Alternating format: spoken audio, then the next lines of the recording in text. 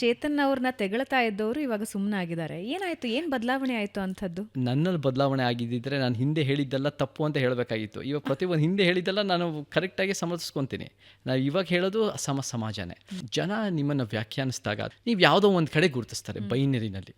ನೀವು BJP ಅಥವಾ ಕಾಂಗ್ರೆಸ್ಸು ಅಥವಾ ಅವರಿಬ್ಬರು ಅಲ್ಲದೆ ಇದ್ದರೆ ಕಮ್ಯುನಿಸ್ಟು ಆ ರೀತಿ ಗುರುತಿಸ್ತಾರೆ. ನಮ್ಮದೇ ಆದ ಒಂದು ಬೇರೆ ಸತ್ಯಪಂಥಿ ಅಂತ ಬಂದಾಗ, ಈ ಆಲೋಚನೆ ಇಶ್ಯೂ ಬೇಸ್ಡ್ ಆಗಿ ಬಂದಾಗ, ಈ ಆಲೋಚನೆಗಳು ಇಡೀ ಅನ್ಯಾಯದ ವ್ಯವಸ್ಥೆನ ಖಂಡಿಸಿದಾಗ ಇದನ್ನು ಸಮಾಜ ಅರ್ಥ ಮಾಡ್ಕೊಳ್ಳೋ ಸ್ವಲ್ಪ ಸಮಯ ತಗೊಳುತ್ತೆ. ಇವನ್ ತುಂಬ ತೆಗಳ್ತಾ ಇದ್ರು. ಅಂದರೆ ಇವಾಗಂತೂ ಸೋಷಿಯಲ್ ಮೀಡಿಯಾ ವರ್ಲ್ಡ್, ಎಲ್ಲರೂ ಒಂದೊಂದು ಮೆಸೇಜ್ ಹಾಕ್ತಾರೆ, ಎಲ್ಲರೂ ತಮ್ಮ ತಮ್ಮ ಅಭಿಪ್ರಾಯ. ಯಾವಾಗಾದರೂ ಅನಿಸಿದೆಯಾ ನಿಮಗೆ, ಯಾಕೆ ಬೇಕಿತ್ತು ನನಗೆ ಹಿಂಗೆ ಇಷ್ಟೆಲ್ಲ ಬೈಸ್ಕೋಬೇಕಾ ನಾನು ಜನರ ಕೈಯಲ್ಲಿ, ನಾನು ನನ್ನ ಪಾಡಿಗೆ ಹೋಗ್ಬಿಟ್ಟಿದ್ರೆ ಆಗಿತ್ತು ಅಂತ ಯಾವಾಗಾರು ಅನಿಸಿದೆಯಾ?